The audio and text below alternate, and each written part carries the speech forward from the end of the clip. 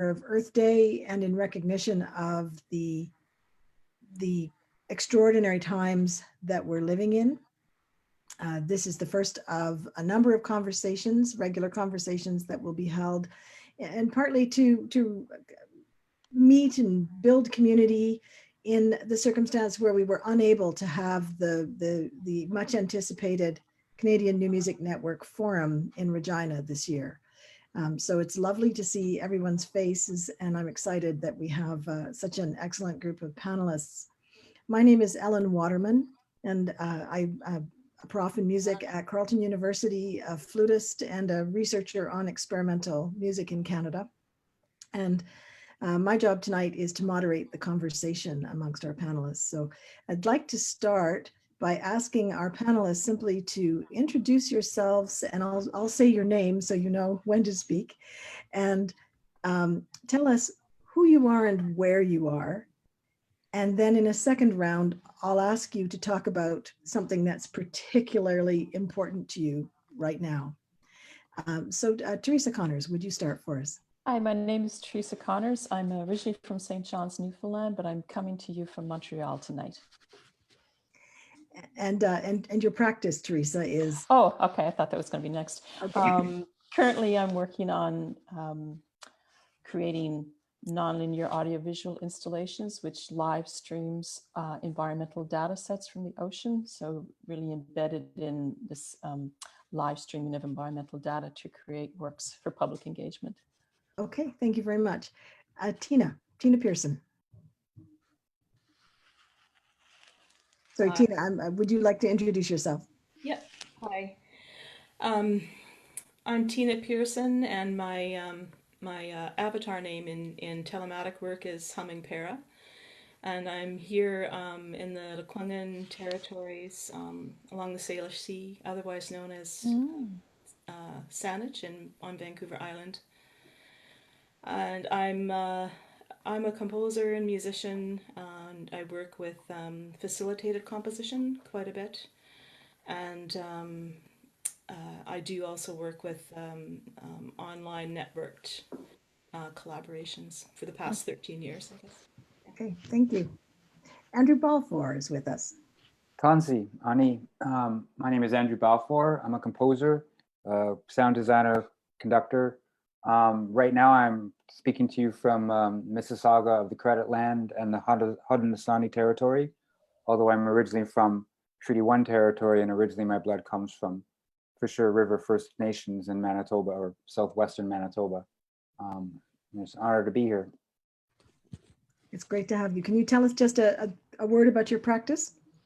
I'm a composer by mostly, but I'm artistic director of a group called Camerata Nova, a professional choral ensemble in Winnipeg. But I'm mostly based in Toronto right now. And composer and conductor, I guess, is basically my main practice. Okay, thank you. Jenni Schine is with us. Hi, I am speaking from Lekwungen territory, also known as Victoria, BC. I'm from Squamish territory on the North Shore, and I'm a sound artist, and I don't I don't even really know what that means. But I like I work with sound walking methodologies and radio art and acoustic ecology methods, and I am also a researcher and a teacher, and work in the social sciences as well. Yeah, you're a very multidisciplinary person, aren't you? Tanya Kalmanovitch. Well, let's see. I'm originally born in Fort McMurray, Alberta, in Treaty 8 territory. I now live in New York City, which is the ancestral territory of the Lenni Lenape people. I am a violist, violinist, fiddle player, I guess an improviser, composer, ethnomusicologist, a writer, professor at the New School in New York, and also at the New England Conservatory. So my practice, and the thing that's probably most relevant to the subject today, has to do with a sort of interarts multidisciplinary project I've been working on for about 4 years, where I perform on stage a sort of a forensic investigation of my relationship to oil and the relationship of oil to music, to do with my lifespan corresponding to the earliest days of the tar sands operations in Fort McMurray, and they being really the reason that I had access to a musical education or access to education, period. And then sort of squaring that away with my environmentalism, which emerged really sharply around age 14, and then squaring that away with these like two radically different social locations that I inhabit, one being rural working class and the other being a member of a metropolitan artistic and intellectual elite. So that's a lot, but the piece itself is sort of like a layered layered spoken word, live music, soundscape, performance. Okay, thank you. Yeah, complex range of subjectivities that we're all bringing to this weird moment in time that we're living in, right? That complexifies everything. And Juliet Palmer is with us as well. Would you say a word or two, Juliet? Introduce Yeah, yourself. hi. Thanks, I Ellen. don't need an introduction to this crowd, but That's okay. I'm here because I'm president of the board of the Canadian New Music Network. And I'm also a composer and a sound artist and a creator of events, many of which take place outdoors. And I'm motivated by a desire to bring people into a more loving relationship to the land that sustains them. So yeah, so I'm really excited to have everyone here, and I'm looking forward to hearing your perspectives. okay. We're also hoping that a sound artist and visual artist, Helga Jakobson, will join us from Winnipeg. There was some little bit of mix up around the time zones, surprise, surprise, in our country. So we're expecting her, and I'll just invite her to introduce herself when she comes in. Before we start, I'll just say a word or two about the format that we've decided on, which is that for the next 45 or 50 minutes, we'll talk with the panelists, both with a set of questions that were sent in advance and following in a more intuitive way people's preferred heart songs that they need to sing tonight and to talk about on this Earth Day. And then we'll open up the conversation to all of you who have generously joined us this evening. It's lovely to see so many of you here on Zoom. I understand that others are watching on Facebook Live. And the entire event will be skillfully managed by Terry Hron, who will change our view and put the questions forward on the chat if they come from Facebook. I guess if you're on Zoom, you can simply type your question in the chat and make sure that it's to everyone. Okay, so I had, as I said, sent this set of questions about global community and about environmentalism in music. And we talked briefly before we began officially this event, and some other very acute kind of questions came up. And I'd like to go back to you, Tanya, to begin with. And Tanya, you're coming to us from New York City, as you noted, in the epicenter of COVID-19 in the United States and in the midst of difficult political situation. And I want to ask you to just speak about that a bit and about just acknowledging the trauma of the situation we find ourselves in.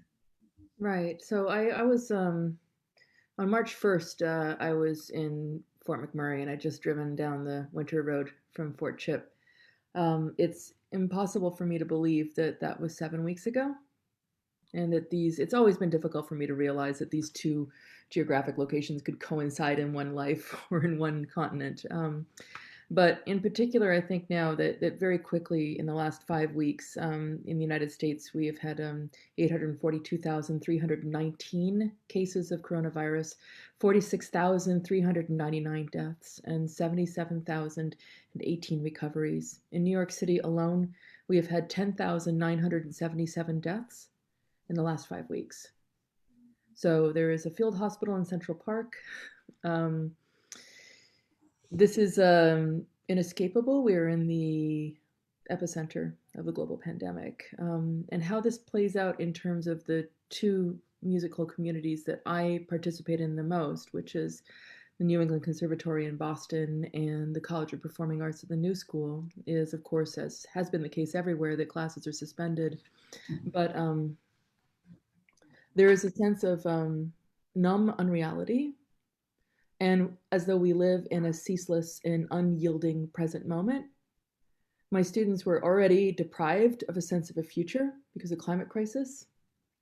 So the level of, I mean, there are minute traumas, there are day by day, there are major traumas, there are deaths. I mean, we've lost, I work mainly as a jazz musician and improvising musician, and the number of elder musicians who've died in the last 10 days alone is pretty staggering. So I think that, when we have to live in this sort of dual reality of a constant dawning and a constant reckoning with how bad this is, what the implications really are. And at the same time, the sun rises and I have to teach class on Zoom, right?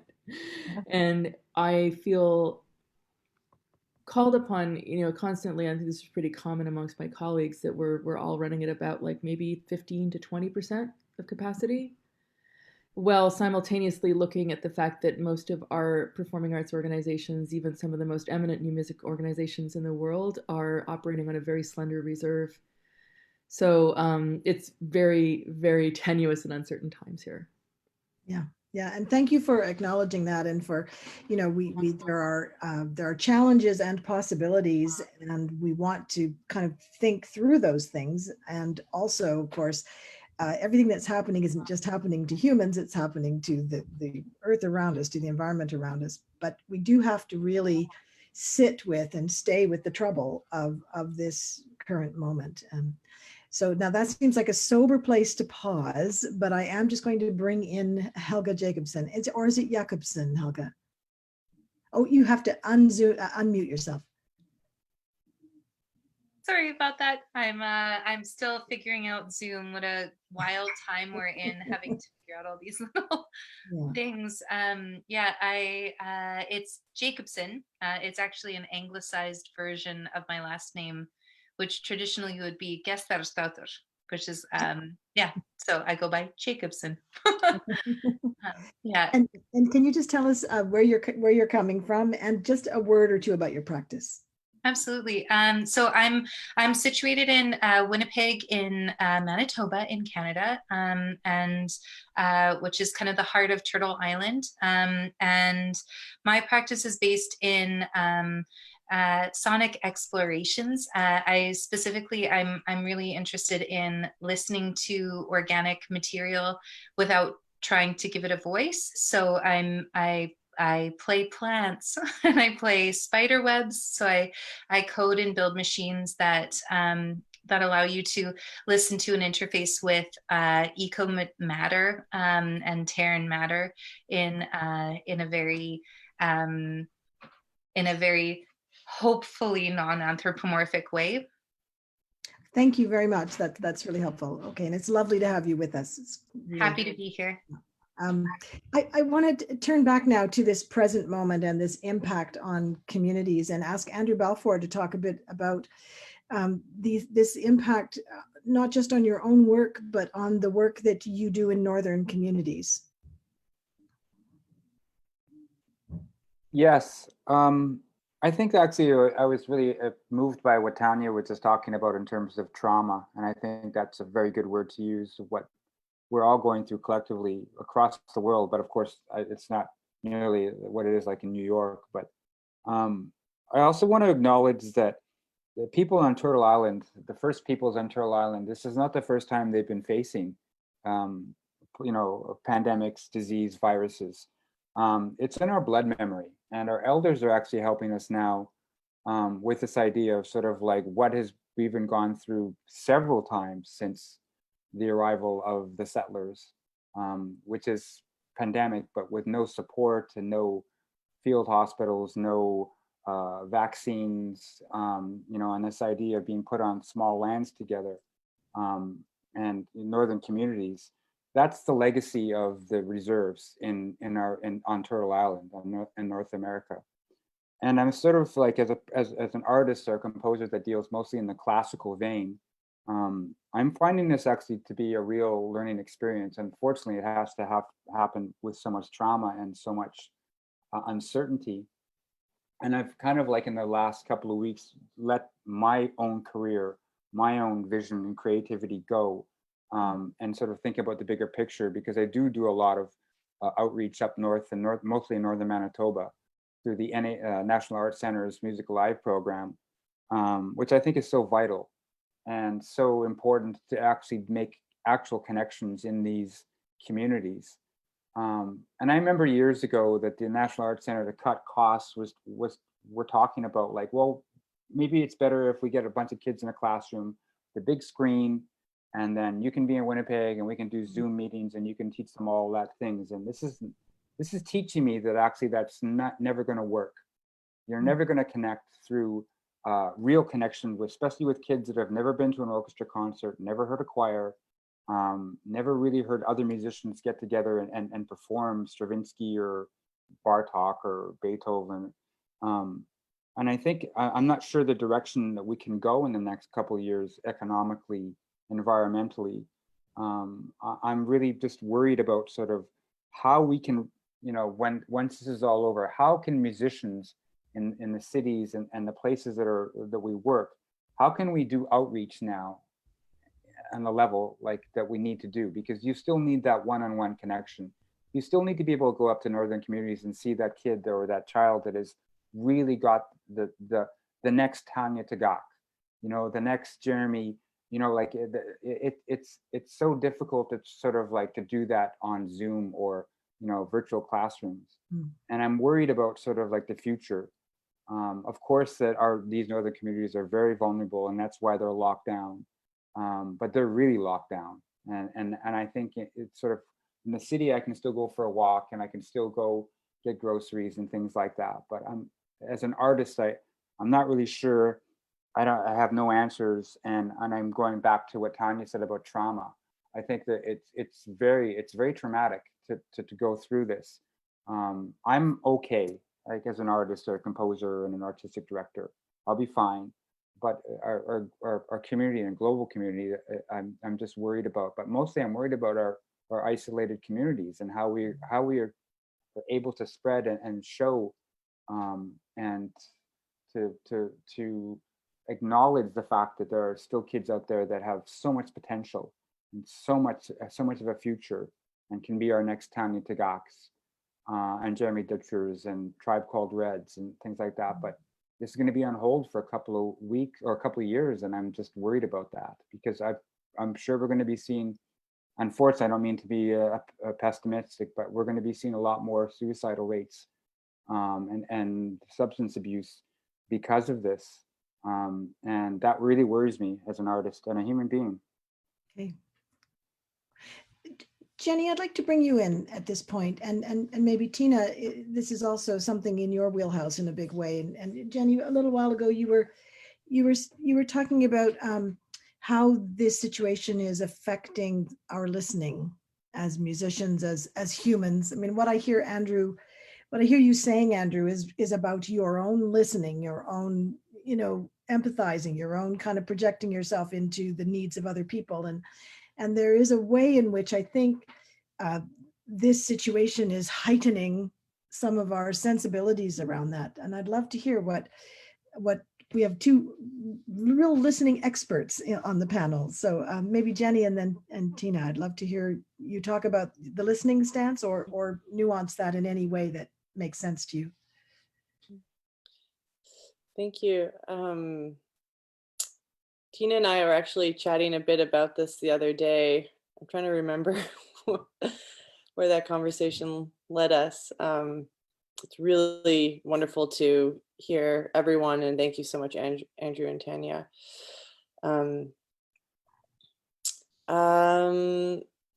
I work with some communities up the coast, so Indigenous communities in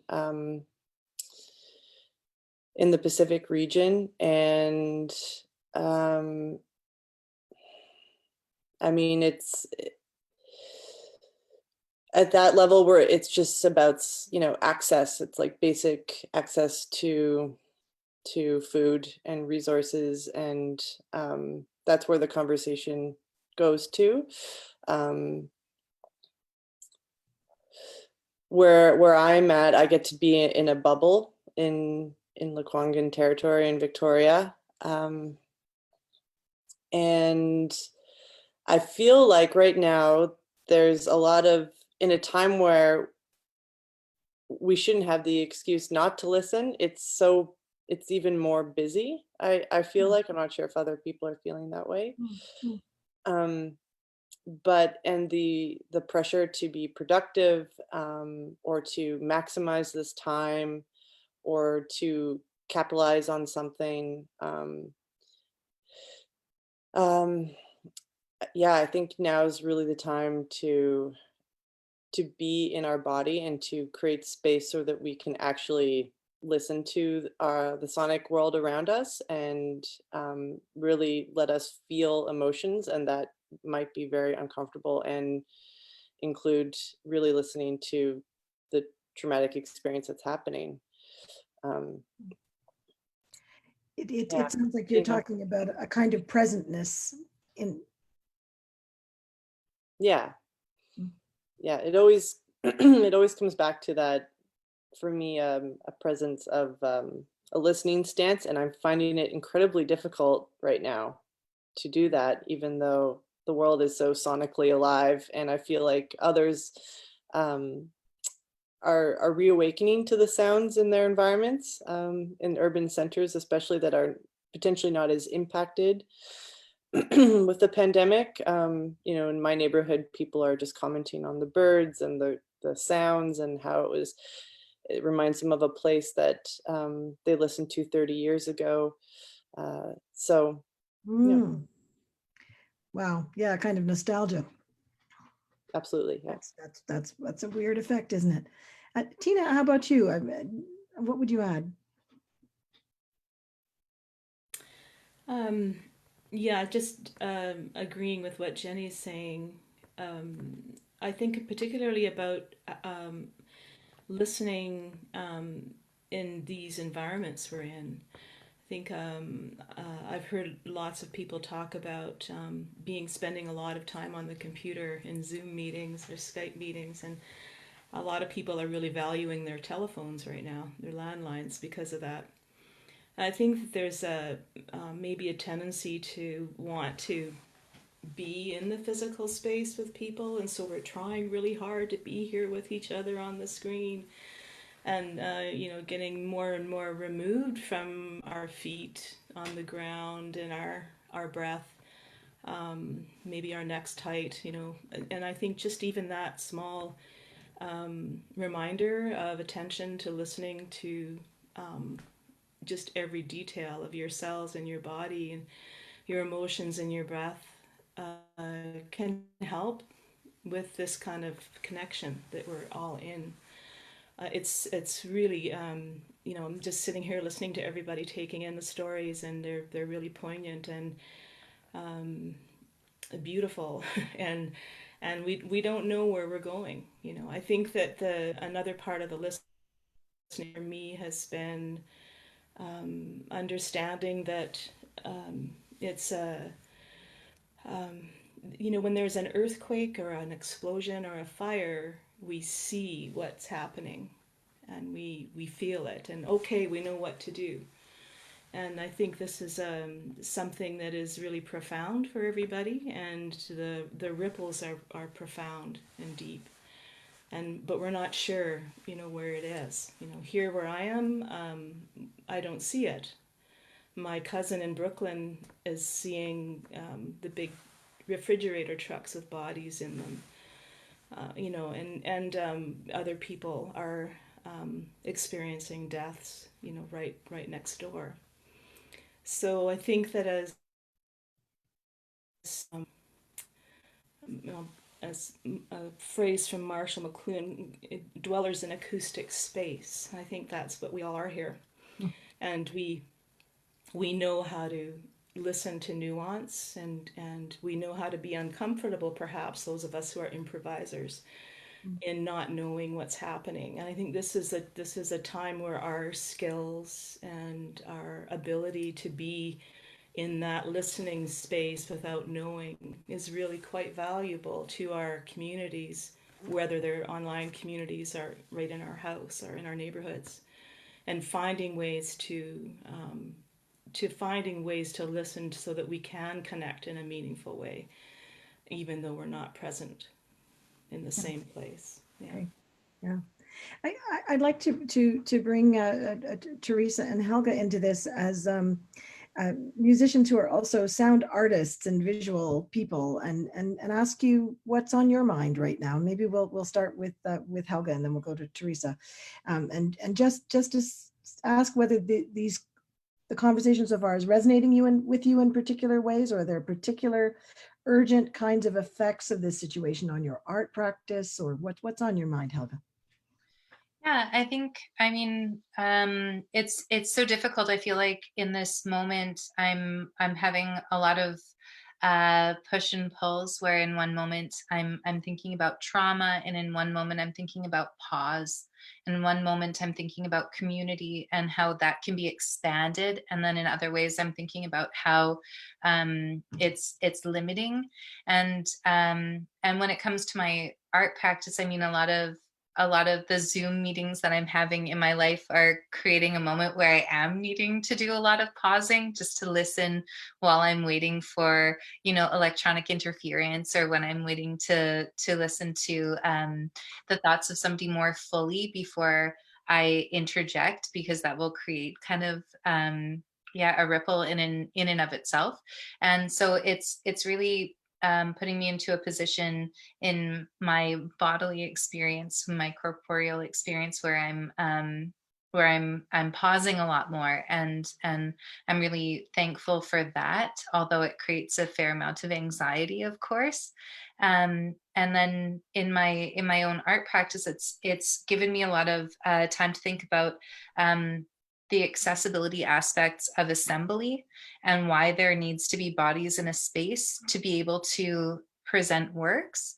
And it's been really lovely, because it's expanded my sense of how I can create better access to folks who, yes, of course, in this pandemic and in this moment, were unable to assemble for obvious reasons. But a lot of times outside of pandemics, your folks aren't able to assemble. And so then it's making me think about the way that I choose to present my works, and thinking about the idea of digitizing as a positive, and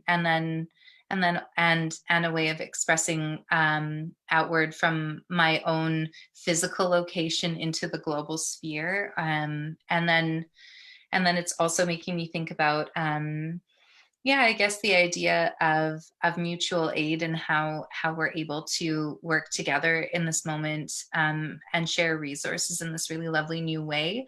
And so, for instance, I work with a collective through the University of Winnipeg's Women and Gender Study Department, where we're exploring feral swarming, and so looking at bee ecologies as kind of a feminist iconography.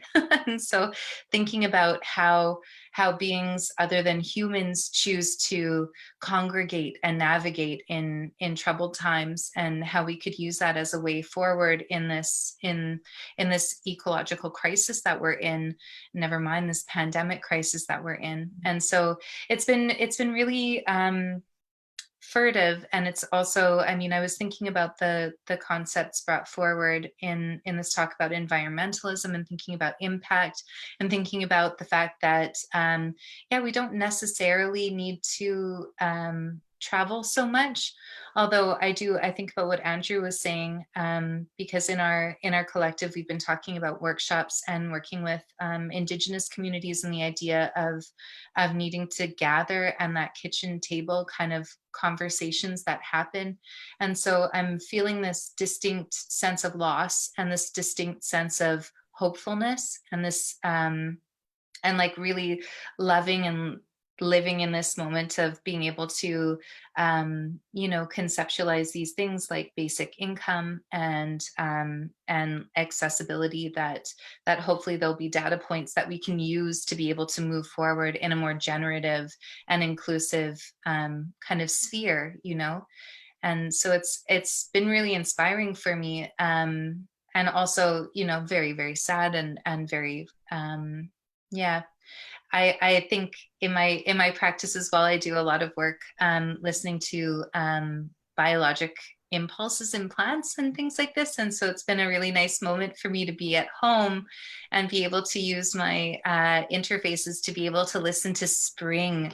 And so I've been kind of using that as a way of coping, and I'm hoping other people are feeling that energy. It's also this kind of new moon moment. So I'm having a better feeling. If you'd asked me last week, maybe I would have given you a different response. Yes, that's a useful reminder that we're living in time that keeps changing. Like this whole situation keeps evolving so quickly. Totally. Yeah, and yet we can see it going on, for the impacts going on for years. So time is weird right now. It's so strange. Yeah. I feel like the last thing that I'll kind of say is that it's interesting because, I mean, you referenced Donna Haraway earlier, and I think this idea of the earth keeping on, as it were, and us needing to kind of recognize that we're just beings on this planet. And so I've really been trying to choose to listen to the earth in this moment and trying to learn from it. Yeah, it's a time of acute sense of what relationality might mean, and as Andrew's comments brought up, how that can be disrupted in really awful ways, right? Absolutely. Teresa, let me bring you in and ask you to comment. You have to unmute. Thank you. There's so much that resonates with me with all this, with all the thoughts that have been expressed here. Particularly when we think about environmental concerns, and you know, within my little world that I've got going here in Montreal, because I have really self-isolated, because Montreal is you know, it's not as such a hub as New York, but it is the virus epicenter in Canada. Within saying that, some of my thoughts have gone to, you know, this, if we think ecologically, like how fast humanity has responded to the pandemic right now, which obviously is necessary.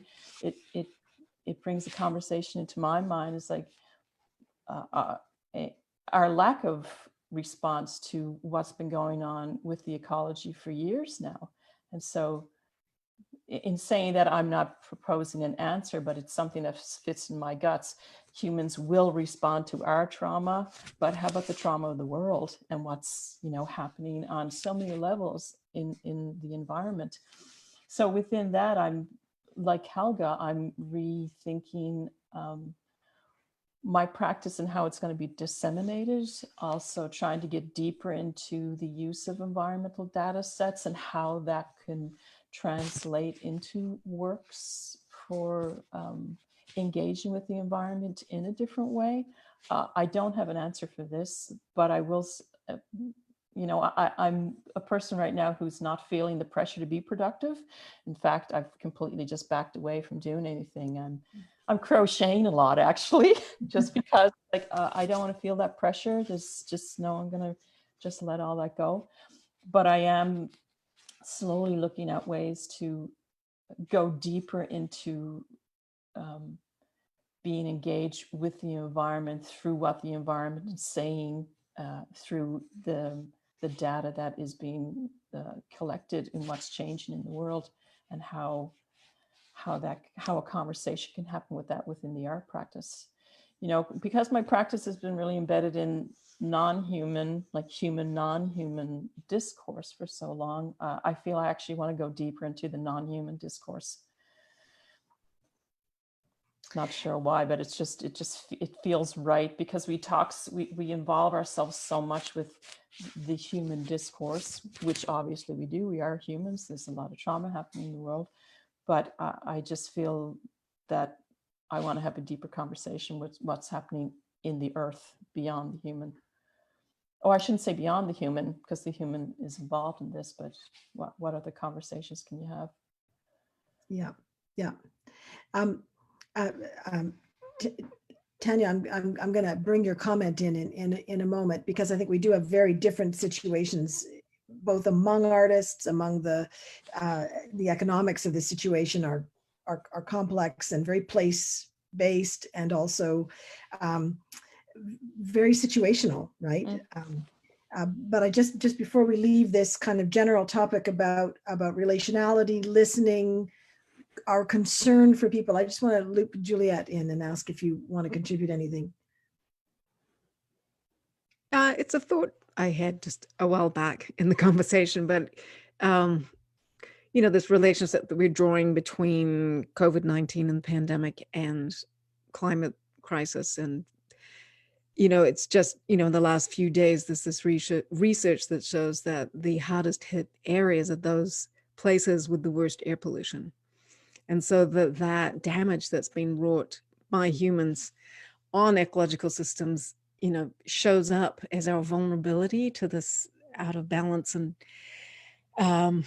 you know, and all the connections being made between deforestation and release of new viral creatures and other non-human creatures that we have troubled relationships with when they show up in human populations. So just, you know, there's just lots of connections between the climate crisis and this pandemic. And I just wanted to ponder that just for a moment. Oh. So this is the weirdness of this situation just blows my mind every time I start thinking about it at all. You know, I began by sending you questions about things like, you know, what kind of new opportunities and challenges are there of doing all this work online and networking, and now that's just become like the lines painted on the sidewalk. You know, this is our just a functional tool that we're all sort of dumped into and trying to cope with.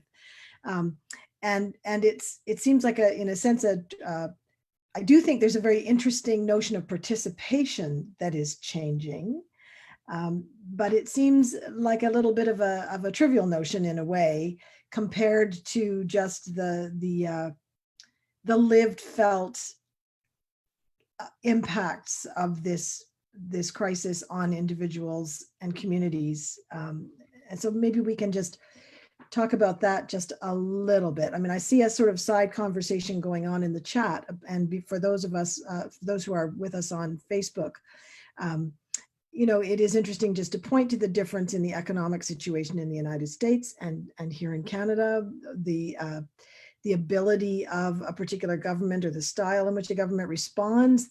That's all going to get critiqued heavily, I'm sure, on all sides eventually, but as it stands, it's been a little bit friendlier in Canada, I think, than in the United States, where there hasn't been much for artists. And Tanya, I wonder if you just want to speak to that a little bit, because you're caught between these two countries. Are you feeling it looks like you're feeling a kind of disconnect between your lived situation in New York and your Canadian context? I mean, I understand that there's a $2,000 guaranteed basic income for 6 months for Canadian citizens. It's not quite as generous as that. A fairly large number of people, but by no means all, were eligible for an, at the moment, no questions asked, $2,000 a month stipend for 4 months. And there was a $9.2 billion award put forward for university students in Canada today that Trudeau announced. Yeah, so that'll be a little bit less per month, and then there's some employment and paid volunteer opportunities as well. Yeah, so yes, the social network has been in play here. Yeah, there's also a big amount of funding for Canadian heritage to support arts organizations, and a new fund with the Canada Council just announced maybe yesterday or the day before. It's hard to keep track, but yeah. So how does that compare with your situation? Yeah, none of that's really happening here, but it's not necessarily my situation either. I mean, like, it's like I live in a peculiar place where current political moment, I mean, I think always I lived most of my life in Canada, and, you know, I always felt like this whole defining thing we had as Canadians was that we weren't Americans. And now I can no longer say that that boundary is quite as clear, since I've spent now for 14 years here. And so sometimes when I go home to Canada, people catch me out for saying project instead of project, or, you know, something like that. You know, I get it on either side. But I mean, basically, I think the situation here is very dire, and what it really lays bare is structures of economic privilege and other forms of privilege. You know, if you own property and your property taxes are relatively affordable, you're going to be okay. If you're scrabbling to put together your rent and all your tours were canceled and your lessons are canceled and your gigs are canceled, and if, as I foresee happening, enrollment drops sharply in the music schools that are the employment, there's all sorts of patronage for a lot of musicians, right? Then we're going to potentially look at the, you know, the decimation of a generation of musicians and musical organizations. We've seen this happen before. And I wouldn't say that, I'm going to be careful here. I don't like to make predictions about things because I have no grounds upon which to make predictions for anything, except to suggest that, you know, I come from Alberta, and, you know, we've caught a lot of flack nationally over my entire, you know, 5 decades of my life. You know, it's easy enough for people to point the finger at certain regions and say, well, that's like that, right? So I guess what I want to say is that the situation is not even in all places in Canada. There are structures of geographic privilege in Canada. There are very, very strong structures of ethnic and class and racial privilege in Canada. There are very strong structures of aesthetic privilege. You know, I am the only person here who I think doesn't really identify as a composer per se. And having that identity, or maybe not, oh, sorry, thank you. Okay, cool, great. But, you know, like having the identity as a composer means you have authority. It means you have ownership. It means that you have access to whole other streams of revenue. That's a little bit different, say, from being like a freelance viola player. You know, so I mean, there's like, I mean, I'm not pointing fingers anywhere. I'm just saying that there are so many sophisticated and, you know, elaborate constructions of intersections of privilege. And I think that it's very difficult to talk about something singular like music without then erasing all manner of complexities, all manner of difficulties, and all manner of potentials, right? So similarly, I don't really want to make like blunt comparisons between the US and Canada, except to say that we are currently living under a totalitarian administration, you know, which basically has the markers of a kind of a death cult. You know, that is a problem, and it's easy to point your finger and make fun of it and say, well, that's not happening over there. And I feel that sense of relief when I go back to Canada, right? But it is happening here, and the same systemic root structures are at play in multiple locations around the globe. Yeah. So this is not something that is like Canada versus US. I mean, this is something that I think the entire globe will grapple with. And I don't think that the resolution to this will come through funds. I don't think it will come through simple administration of like federal or municipal or provincial policies. I think it's far more stubborn. So I'm sorry not to be like more like perky about it. No, not at all. Canada, I wish I could come back. I just wanted to pick up on your. Well, here's one thing. Like one reason why I can't go back so easily right now is I might not be able to get back in. Yeah. Right. I mean, that's real. Yeah. You know. Juliet, could you offer a perspective from your colleagues in New Zealand on what impact this is having for them? Yeah, I mean, New Zealand has a very different strategy in which they've decided to eliminate the virus. They're not trying to flatten the curve. Because it's an island country, and so you can really restrict movement much more easily. And it's a country of 5 million people. So they're actually making great progress towards that. It's a very strict lockdown, and yeah, there's funding for gig workers and unemployed people, self-employed, and then there's a new fund for through Creative New Zealand that's going to be administered.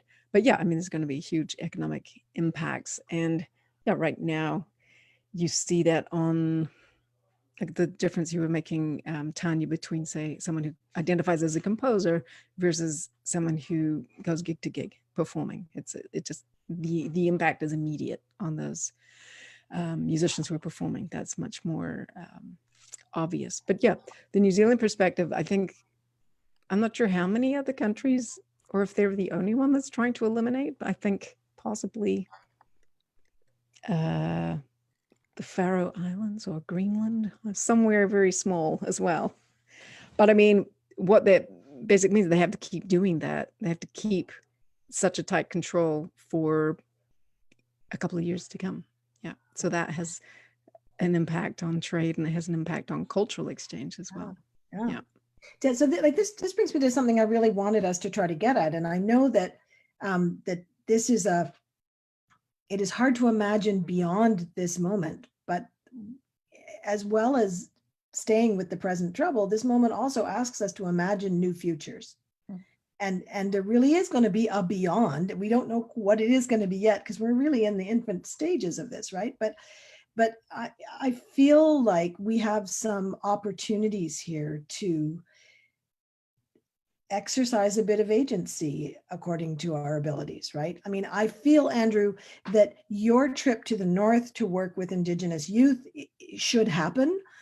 Do I feel that a massive conference of ethnomusicologists should happen in a city that everybody, you know, has funding from their institutions to go to? No, I think that has to absolutely change.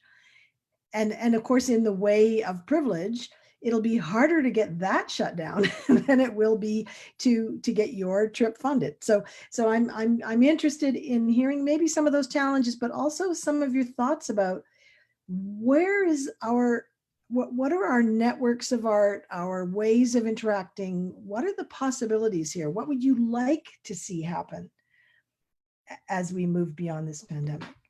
And sorry, is that to me or? Yeah.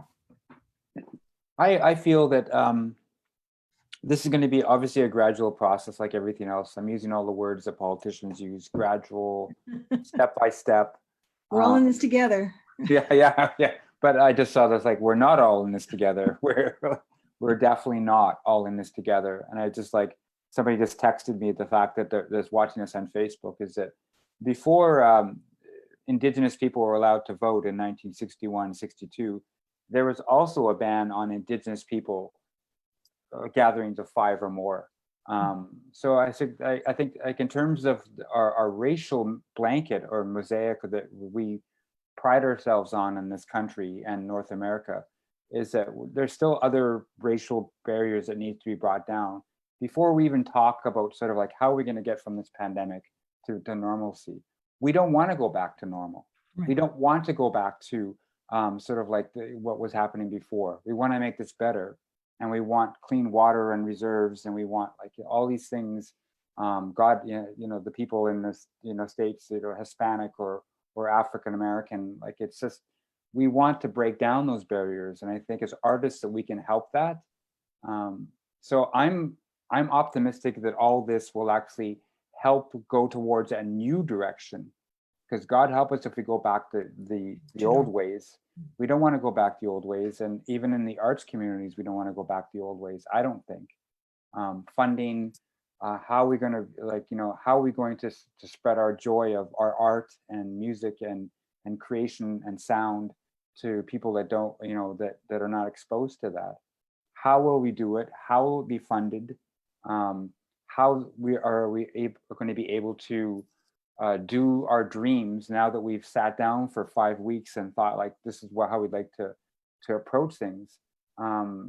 With limited government resources, and I'm pretty sure that the government's not going to have a lot of money to be able to fulfill our dreams. Yeah. And I'm feeling that sort of, I like the way you said, Ellen, about agencies, and it might be up to us as artists to be able to sort of to have this is our collective, not the Canada Council, not our individual provincial government, not our foundations down in the United States. We're going to have to sort of figure this out on our own, I think. And how am I going to be able to go up north or go to like isolated communities or vulnerable communities? It's going to be, this is our own like watershed, I think, as artists, not just musicians, but visual dancers, playwrights, you name it. We all are going to need to figure out a different way. And maybe this is good. Maybe we're going to stop thinking about our individual projects and thinking about how we're going to be able to sort of collaborate a little bit more, piggyback on other sort of like grants or funding or projects. You know, like everybody, like a couple of weeks ago when Cirque du Soleil said they had to shut down their operations, and everybody's like, wow, Cirque du Soleil, don't they have like gazillion dollars in their reserves, but of course they don't. Nobody does. So maybe there are ways that now we can sort of like think collectively instead of like, I mean, I'll use the example as choirs because I'm a choral person. And I originally come from Winnipeg, and every choir in Winnipeg has their own agenda, their own schedule, their own singers, and they basically work that way. Right. That's going to change forever. So I'm hoping arts organizations and different mediums are going to be able to come together and think, how are we going to do this? Because I'm not going to rely on any politician ever again to sort of figure out, like, especially when it comes to the arts, any person, any lawyer, any board member that's not in the arts, they're off the table. So I'm hoping we can, like, I would love to see a United Nation of artists, like, rather than all these doctors, lawyers. So it's complex, and I love the question, but I don't have any answers yet. I'm not sure that anyone of us is going to have an answer, but you gave us some very rich thoughts. That's for sure. Teresa, you're nodding away there. I'd love to invite you to jump in. Oh, I was just agreeing with a lot that Andrew was saying. I feel that any sense of always having to rely on other people to continue your artwork is a tricky business, but also more specifically, I was nodding in reference to more diverse collaborative processes. I know that, for the last couple of years, I've been engaged in branching out creative practice or practice-based research within, like, working with the Marine Institute of Newfoundland or Parks Canada. And right now I'm in conversations with Ocean Networks to do another project. And I just feel that those spaces moves the creative intention away from, first off, the anthropocentric notion of creativity, but also the thinking of art as happening in a certain hub.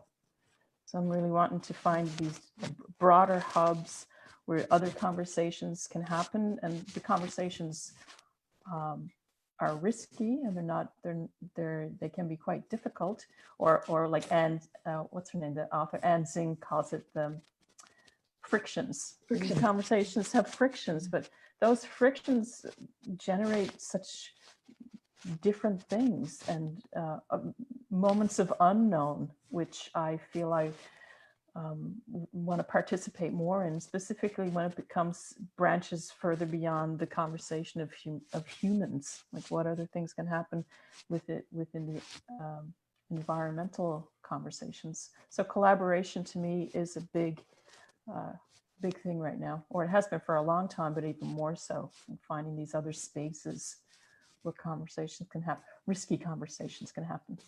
Risky friction conversation. Frisky, it's like, oh. Risky friction. Risky, yeah. Exactly. So I'll look for a hand up among our other panelists, so to just generalize, it's like, what are the futures we can aspire towards? Go ahead, Helga.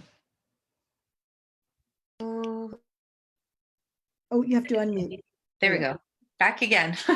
I've been thinking a lot about crowdfunding and crowdsourcing, and looking to friends in the drag community who have internationally, like I have friends who are involved in the drag community in New York, and ones locally here in Winnipeg, but right across the world, and they've all been reporting quite a good success rate with regards to Patreon, and I guess I only have a really short thing to say, which is I really like this idea of being able to foster this shop local, kind of listen local, like support local activism in a new way, where I'm really hoping that the future moves more towards community support, where it's small contributions from individuals and less relying on large amounts from governments. And I think from my perspective, I also am the director of two artist-run kind of organizations, and I've seen through both of those experiences that people are really willing to contribute when they understand what's going on for an organization, and it's really made me feel much more excited about being involved in that world where you're not having to constantly provide reports, but instead connect with human beings. And it gives you this active kind of involvement with your membership or with your audience or what have you. And then to double that with the ability to be able to reach a wider audience where folks with neurodivergences or folks with accessibility issues wouldn't normally be able to be a patron. You're allowing them that kind of access to you and your art and your craft and your music, and I'm hopeful for a greater, more engaged community from all of this. Yeah, yeah. So it really is changing our notion of the local versus the wider, Yeah. the global. Yeah. Who else would like to weigh in? This is our last sort of kick at the can before we open it up to general questions. Go ahead, Tanya. All right, I'll lower my blue hand there. So, one solution that I've come up with, I'm actually currently on a grant from Futures Forward grant, which is it has to be embedded with the Climate Action Network in Canada, which is a consortium of 120 ENGOs, where I am meant to be developing a community residency component to my spoken word piece. That obviously has been on hold indefinitely. So one thing I've been doing is taking my multitudes of experience now adapting teaching, both instrumental teaching, ensemble coaching, and classroom teaching to Zoom, and I am re-scripting my entire piece for Zoom as a stage. And while I'm mindful of the level of accessibility that offers to people who might otherwise be geographically constrained, I'm always mindful of the fact that, access to internet is not equitable, right? Access to literacy around access to things like this is not equitable. So I think I'm very skeptical about the kind of like techno-utopia narratives that say that like now we can make all this happen. At the same time, what I tell my students is that we have to work with the parameters that we have right now, right? So sometimes I try to make myself feel like, all right, the technology is not evil, it's neutral. Like, Mr. Rogers, Fred Rogers, when he started off, he was not a fan of television. Everybody said television was going to ruin everything. And he made this kind of courageous leap to look at the medium as a kind of as a fundamentally neutral thing that could be used as a container for positive things or for negative forces. And then thus, there's that famous thing of him arguing to the US Congress for like public television funding. You've probably seen it. Anyway, so I think there's a moment of like radical imagination that is called for here. And I think that it needs to be networked, because I don't know about you guys, but like I spend probably about 3 to 4 hours of my day managing my affect. And maybe that's because I'm in the middle of like, the epicenter of the global pandemic, or maybe it's because this is actually really difficult, or maybe it's because I feel capable of being open and honest about that, where other people may choose to be reserved about it. But it takes an enormous load. So that's where I think that kind of like networked sense of us being honest to one another about traumas, us hearing about multiple lenses of experience, multiple forms of practice, multiple kinds of virtuosity. So I'm thinking about virtuosity not just as a virtuosity of, say, like, you're an awesome composer or whatever, but like virtuosity of silence, virtuosity, you know where I'm going with this, right?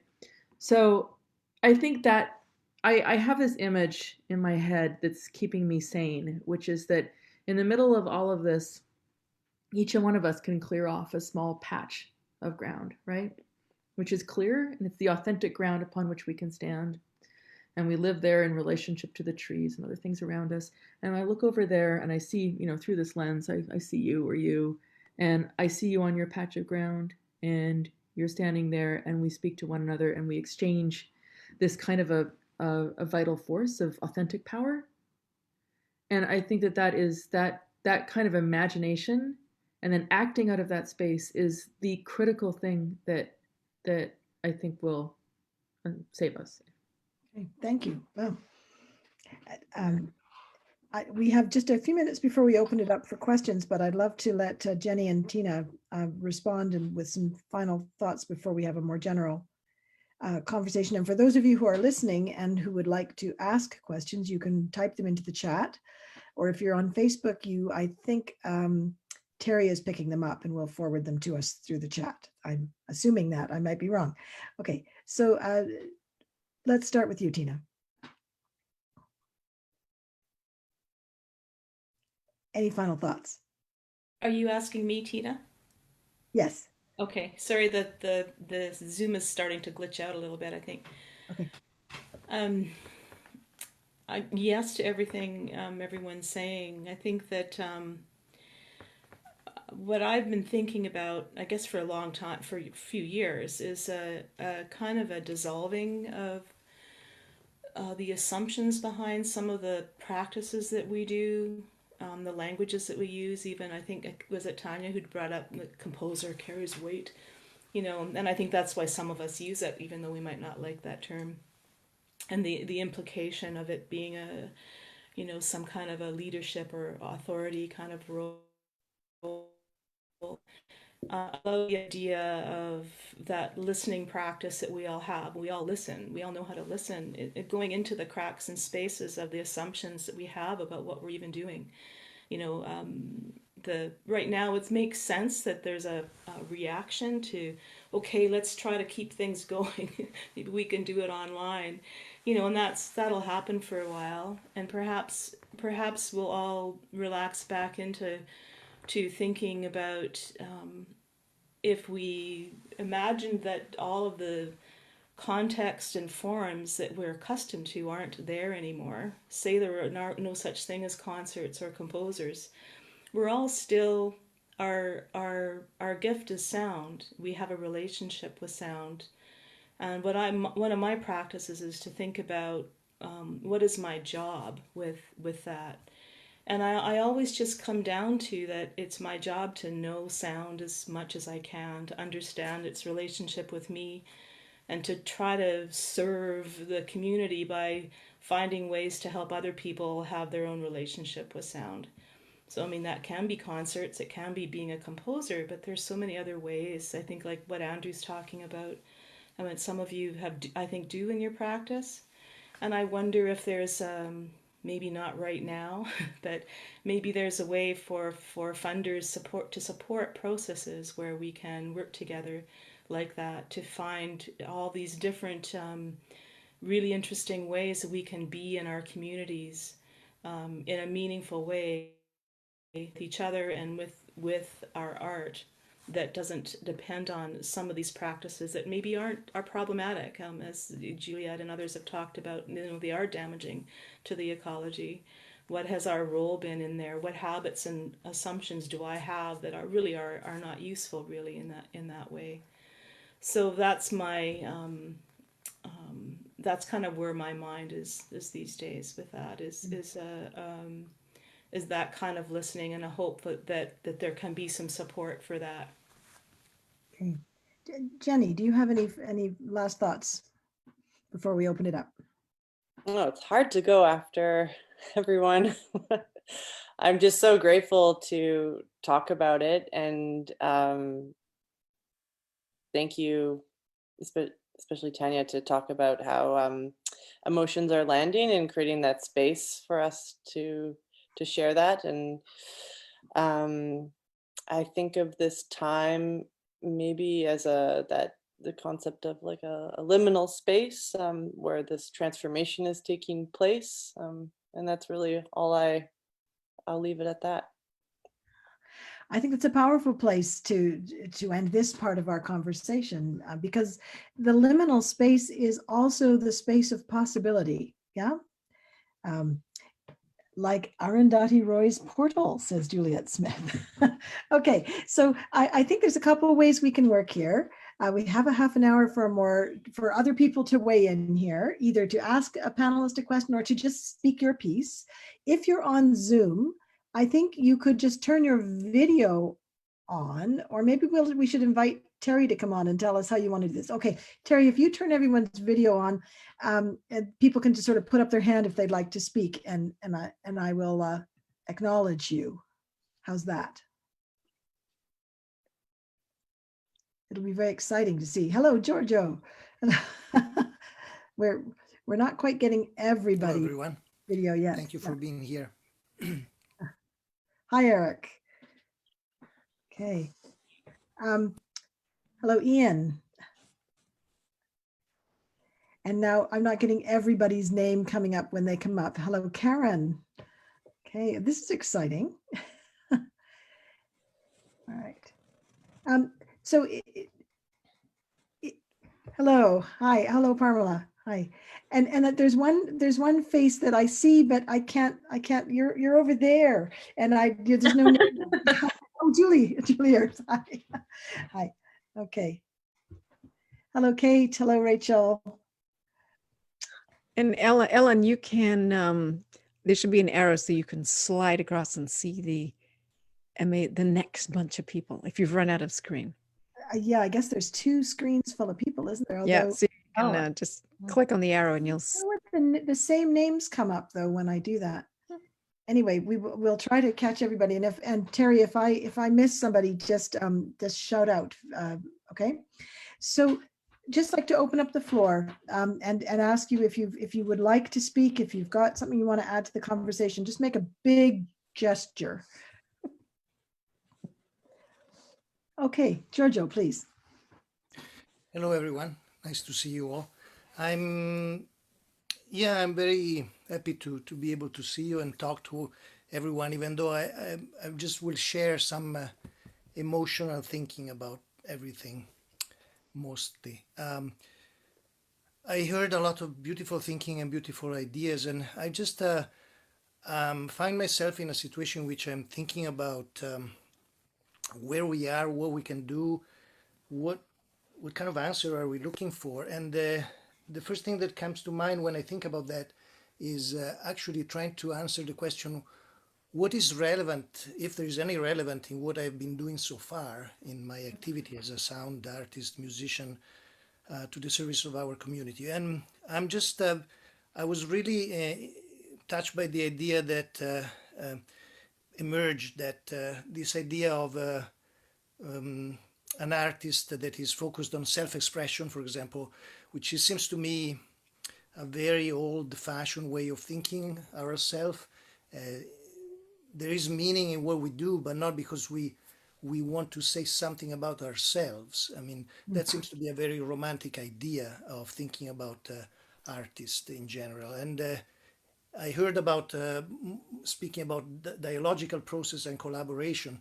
That's something that is very important. And I think there is something that we can work in a possible future vision that revise all the various parameters and paradigm of our activities is in that direction, is an opening to a community where artists are not just a special kind of people, but are just people at the service of the community, to enrich community, to reclaim community, to creative energy that is usually put aside as an entertainment of something that just lucky people can afford because they are talented in some way.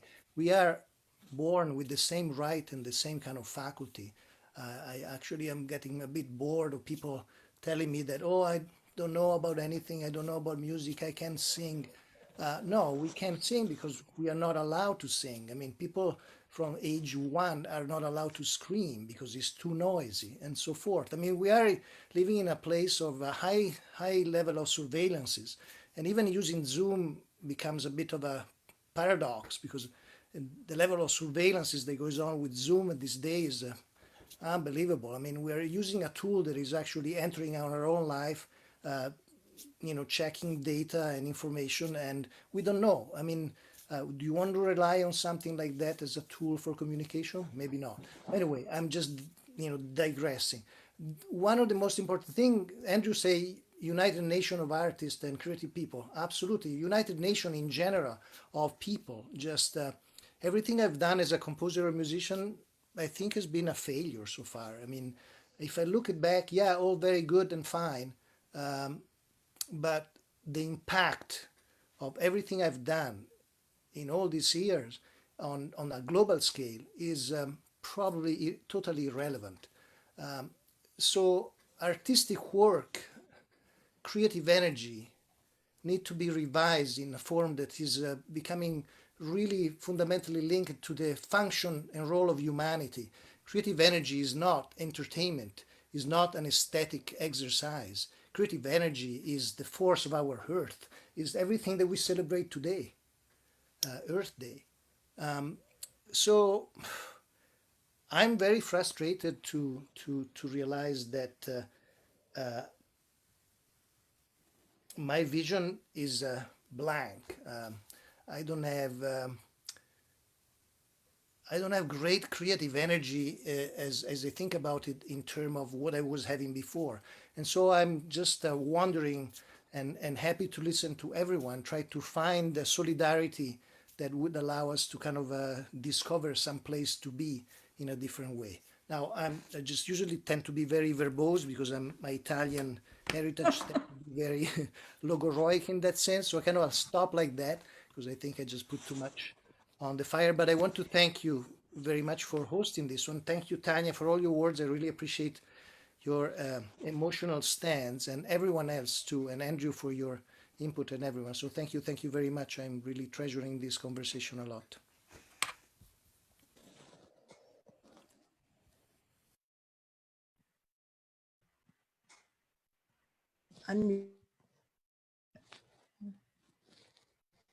Somehow, okay, Karen Tsunabaka, I think you waved at me a moment ago. Yes? No? Oh, it's one of those times in seminar when you think a student waved and actually they were just, rubbing their nose or something. Please give me a little sign if you'd like to speak, and we'll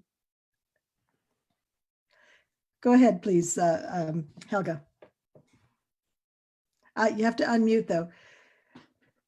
There we go. Sorry. I really liked the comment that Tanya made about, the utopia of technology and thinking about access from that standpoint. I think about the Low Tech Manifesto, which states that what kind of cub is accessible when there's a $1,000 minimum entrance fee. And I've been thinking about that too. My husband is a rapper and just did an Instagram Live rap session, and to be able to do that in a really lovely sonic way, you have to be able to buy these chords that are incredibly inaccessible, and it's been making me think about that too, because there are these intersectional points with access where there's economic, class,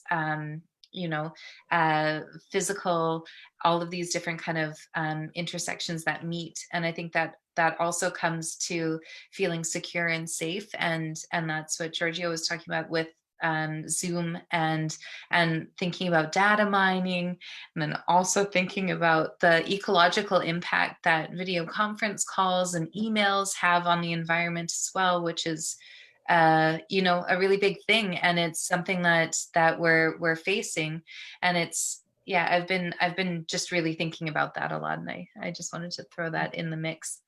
Yeah, absolutely.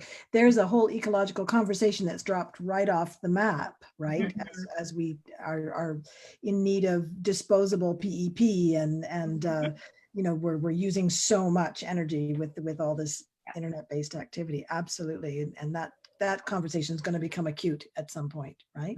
Yeah. Waiting for those waves. Yes, please go ahead, Bandru.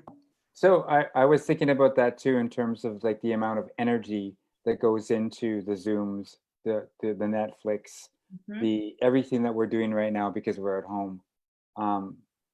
Everybody applauds the fact that there's no planes flying over, like that we're.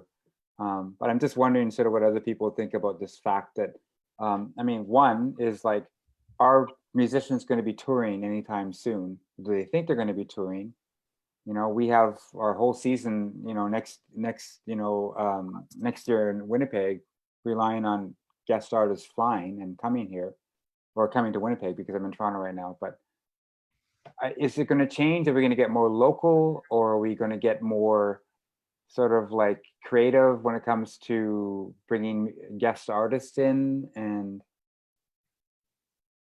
I'm just wondering what the sort of how we're going to approach, you know, the next couple of seasons when it comes to guest artists, because we all rely on artists, or most of us, Yeah. flying or at least taking the train. Yeah. And Absolutely. sort of how that changes our whole season, or how we approach that. Because honestly, like I live in part of like Western Toronto, and you're used to seeing like probably a flight going east off the big Eastern Wonder to Pearson every 10 minutes. And it's surprising when you actually hear a plane go over. Yeah. It's so weird. Like you take it for granted, but now you almost never hear a plane go over us. So I'm just wondering, sort of people kind of notice that too, or thinking in the future, when are people going to be flying again, either for Europeans to North America and vice versa? I saw a couple of hands up that are maybe responding to that question, and then if that's a direct response to what Andrew's asked, then we'll go there. And then Rachel Iwasa has asked, I think, a really great question that I'd love to give you a chance to talk about a bit, if you would like to speak. Yeah, okay, good. Okay. so a direct response to Andrew, Tanya and Juliet, you both had hands up. Juliet, you have to unmute. You're muted. I got it. You think I would know by now.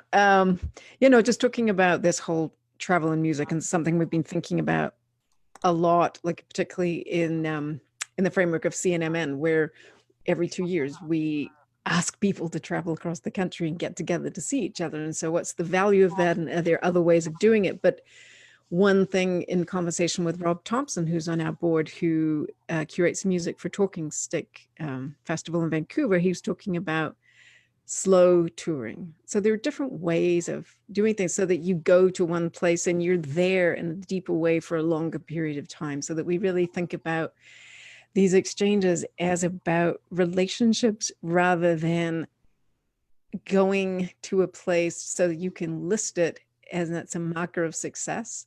Because I think that's problematic, and it happens in academia as well, where you have conferences, there's pressure for you to travel to score those points. And we need to take that pressure off and think about what are the relationships that we're building, and what's the best way to do that. And is it that we all travel really slowly on a boat together for 6 months and make something together? I don't know, because I wouldn't want to live online. I don't want that to be the future. Right. Okay. And Tanya, did you have a direct response to that issue? Yeah. I mean, one response that I have is when the questions that you're bringing up, Andrew, about what is this going to look like in the next season, I think it points to more generally a kind of I mean, we've been, I don't know how long, it's been like a month or 5 weeks for most Canadian cities, right? I don't think we've yet begun to consider the implications of this on the timescale of 12 to 18 months, let alone 2 years. Most people, I think, are talking about, well, maybe we'll have a slow start to, fall 2020 season. I don't think it's likely that we're going to be seeing live performance in any substantial way until like 2021, 2022. So the question that I pose in this is actually tied to the question that Rachel's asked. So it's a good pivot, I think, which is that in what ways do we construct the meaning of music in the social distance? So when we are interrupted from having direct access to other musicians, to embodied practice with other musicians, and direct access to audiences, what does it mean to do music? And that's where I would also, one last thing, which is just to say that, like, whenever we talk about we and music, I start to wonder who we're leaving out of that construction. Yes. Yeah. Yeah. I think that's a fantastic question. And I think about it every time. This morning on the CBC, they said, oh, this beautiful choir sang together despite all the, the distancing. And so here's an Acadian folk song and this whole choir singing. Well, of course it isn't. It's an elaborate recording project. And it's meant to make the listener feel good, but it doesn't really address the needs of the players, right? They're the singers. It didn't come out of it's a huge compromise at the very minimum. It's a huge compromise for the people who participated. So like, you know, that really exposes this kind of simulacrum of music that happens with this online world. And so Rachel Iwasa, I'm going to repeat your question because there are people watching this on Facebook Live as well. And you said that you were wary of the rush to disembodied online living. And you asked, what are people doing to find their way to a grounded, tangible practice in the midst of the pandemic? Or are we abandoning our bodies as we fear for their safety? And I'd love to hear what you might like to add to that in your own experience. How is this affecting your own practice?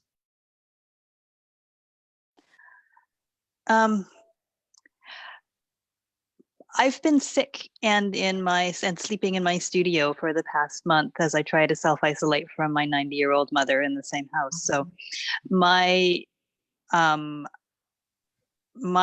music practice is entirely conceptual at the moment, because I haven't I haven't really been well enough to play the piano, and I don't have COVID. I managed to get tested, but I've got something else that has just flattened me for weeks. I'm so sorry. And I'm finding a very strange multivalent pull right now between this very, very hyper-local situation where haven't left my house for a month. And yet these conversations that are happening with people around the world on these highly surveilled platforms. At Queer Arts Festival, the conversations, which I kind of dip into every now and then because I've been sick, have been about how we make art that doesn't just place it on one side of the digital divide, and what are the ways that we can connect artistically in a more tangible way. I've been thinking a lot also about the way the practice, as I'm hearing land acknowledgements on Zoom, as I'm sitting on a completely different land from the person who's speaking. And how does this mean that we're disconnecting? How does this move to online further the colonial project, in effect? And how can we find our way back to this, to an embodied practice? Because I think that's going to be really vital. Yeah. Does anyone have a response to Rachel's really cogent question? Tina. Yeah. Hi, Rachel. It's nice to see your face. I guess there's two things I wanted to say, and I'll try to be very brief.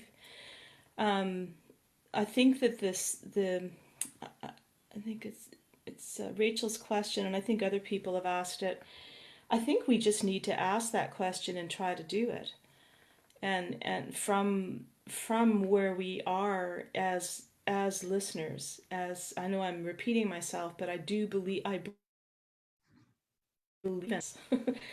I'm saying we, as in all of us who have this relationship, however we maneuver with it, with sound. And there are, I think if we, rather than jumping into playing together on Zoom, perhaps we can be together on the phone or in emails and ask each other, how are we attending to our place and our bodies in sound today? It's a simple thing. It's like, in school, you get those challenges. Like, what would you do with something if you couldn't do this and this and this and this? And that's where we're at. And we all have the ability to find ways to do that, and to support each other by supporting those woods we might have, whether it's sound walks or imagining sound walks. And the other part is that when we are in the cyberspace,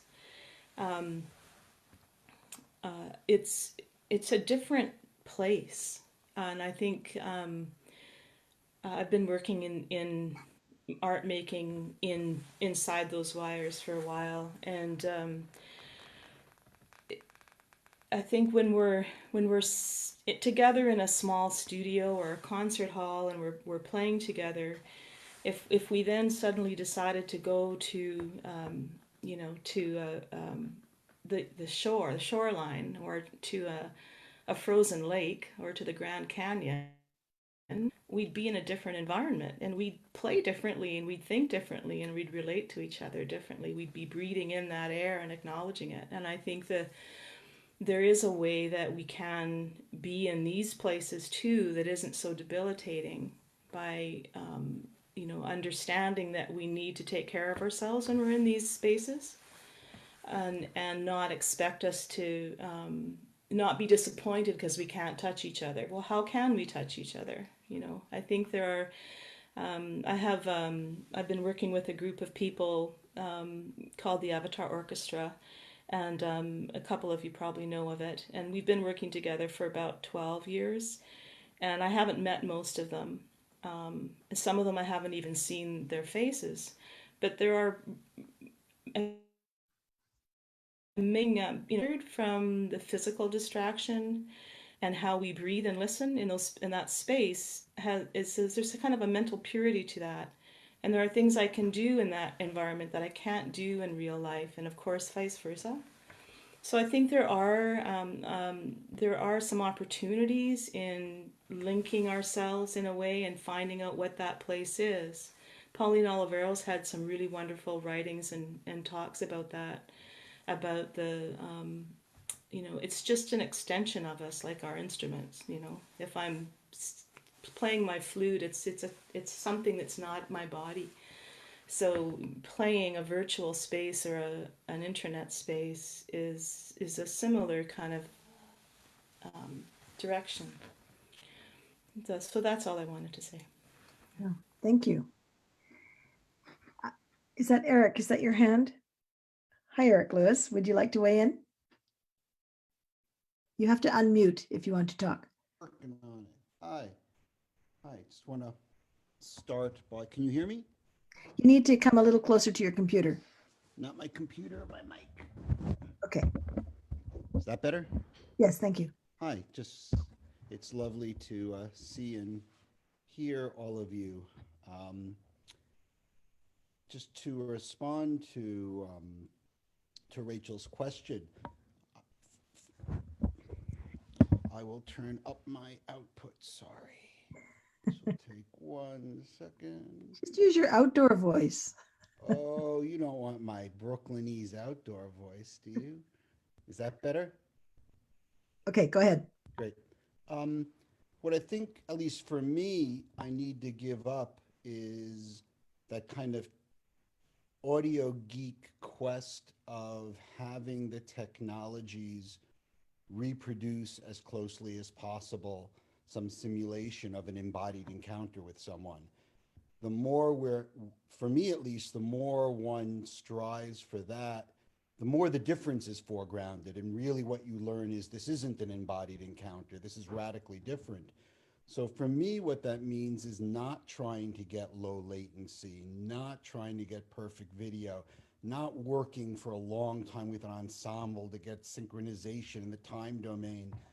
Once you get all of that, all I seem to find myself saying is, gosh, I miss actually seeing these people in person. This is not an embodied encounter, and I come away with a kind of negative experience. But if I use it as an occasion to play with the things that are actually different, it makes me focus less on what is lacking in the encounter and what is sort of new and different. I've always thought that was something that's really cool about the Avatar Orchestra, right? There's no sense in that virtual space that this is a reconstruction of an actual embodied encounter with these real people. So I think, it's almost like, representational painting is painting that shouts, this isn't what I'm actually a representation of, but you don't think that, with abstraction. So at least I've been improvising every day now for the last month with the same 4 people in Zoom. And we moved conceptually from trying to get a really good setup, and finally it dawned on us, maybe that's the wrong way to go to end up enjoying this encounter. So that's a kind of praxis, at least I've found, a little less alienating than it might otherwise be. I have to say, I'm thinking about the same things as we try to figure out what to do about having our ensembles online. And Tanya, I'm going to talk to you about this offline since you're trying to do this already, that it's not about trying to get the perfect technological environment for everybody. It's about adapting our idea of what constitutes ensemble to make the best community intimacy experience available for students. And I also think we keep talking about this as though it's an either or. It's all online, or we go back to something, right? But I suspect that we're going to be looking at some new hybrid ways of interacting in ensembles that have a lot to do with local encounters, local nodes meeting together, and then virtual nodes meeting together. I mean, it's going to look something different than what we've used to be doing, and that will change music, which is kind of an exciting thought, actually. We are at 9:29, and although we aren't obligated to like cut off right at the dot, so I don't want to cut anybody off if there's somebody who really hasn't had the chance to speak and would like to. But so I'll maybe make a last call, and then we can thank our gracious hosts. Ian, please go ahead. Hi. So yeah, I don't want to prolong this too much, but I'm actually really struck by Rachel's question about a tangible practice. I think because I come at this, as some of you know, from I'm a performer, improviser. I am also a composer. All those kinds of things that go with whatever that means. But also, I'm a presenter. I work with New Music Edmonton, and we're just going through the process of, we're still in the process, basically, of paying out to the people we've canceled this year, which in itself, there's 30 or so people to take care of there. So it's actually quite a prolonged process. We are, I think, to be very honest, I think in the arts, we're right at the beginning of this. And I think we're still trying to find solutions about what to do about what we've canceled, not so much where we're going to go.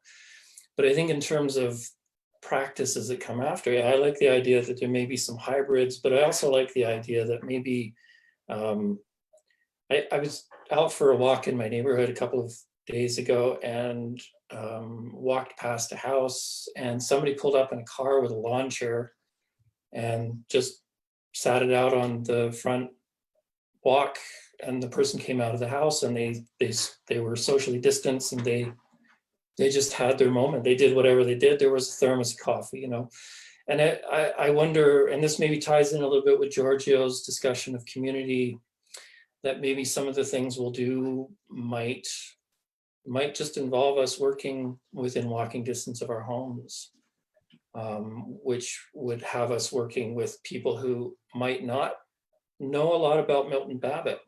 That's a lot of people. Exactly. And we'll have to have a solution for Rachel, because the piano is a big problem to carry around. But I think those kinds of things may be possible. But I believe it's going to have to.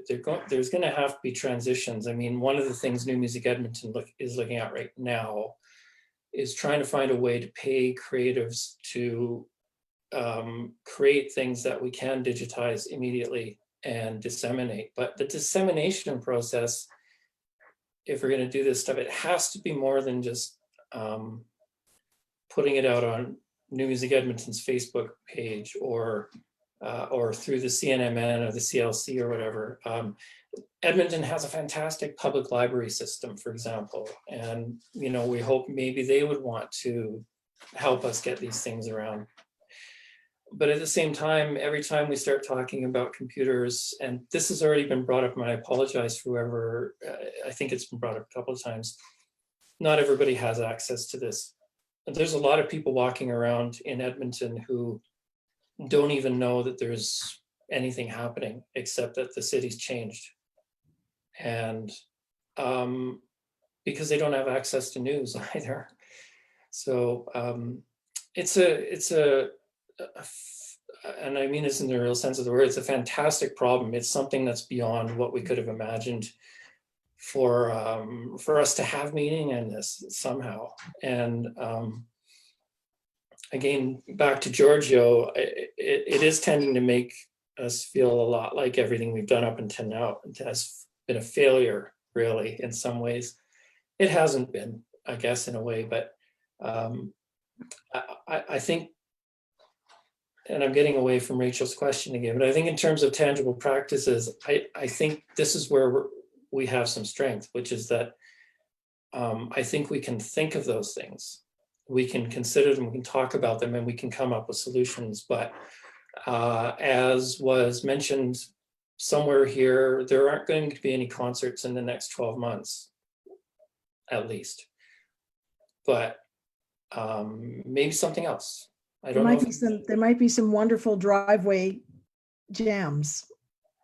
Well, yeah, jams, or just going and saying somebody, you know, I'm a serious artist. I know a whole sorts of stuff I would like you to enjoy, and you don't have to pay anything for it. Somebody on the stream here talked about tickets and revenue earlier. And for an organization like New Music Edmonton, revenue from tickets is really just a box that we tick off for the most part, saying that yes, we did have 20 people at our show, but I'm quite certain that there's an easy step away from what we're doing now to a place where our funders are not going to be so concerned about whether we have ticket revenue, which sets us a long way apart from something like a symphony orchestra or opera, where I'm glad I don't have to think about the problems they're facing right now. Right. Okay, we're getting some people who need to leave, so I'm going to maybe just wrap this up, but mention that Juliet has let me know that, of course, we'll be coming back to this issue of creativity and practice, where we sort of moved on May 6th, which will be the next conversation hosted by CNMN and the Canadian League of Composers.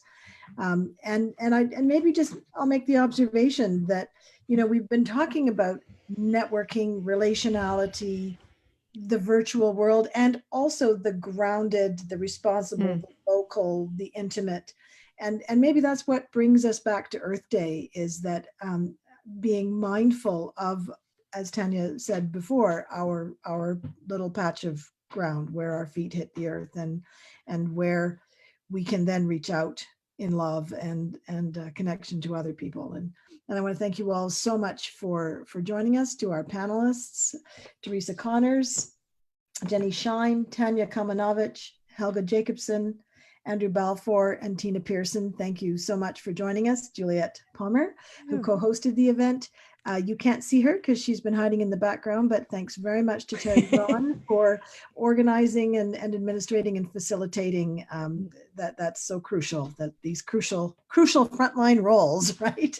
I'm going to do a funny thing where I unmute everyone so we can all say goodbye in one raucous, discombobulated sound cloud. That's nice. All right. Bye-bye, everybody. Bye. Bye. Thank you. Bye. Take care. Bye. So Terry, that's going to go on and on and on unless you end the meeting.